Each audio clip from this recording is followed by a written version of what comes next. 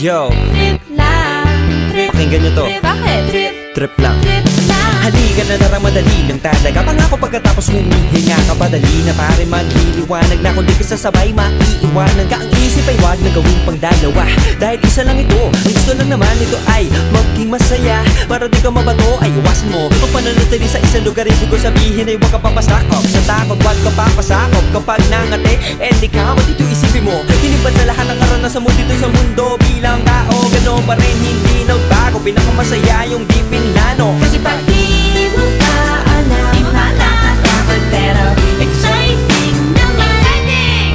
Yeah! Sumabay lang si Batman ang bahala. Oras na subukan ang di pa nagagawa. Minsan lang kaya magpakaligaya. Mag-enjoy, magsaya, walang mawawala. Trip, trip, trip, trip lang. Trip, trip, trip, trip lang. may gusto kong gawin pero nangangamba na baka mga tao'y tawanan ka. Nais kumanta pero di mo forte. 5 piso lang naman ang karaoke. Go!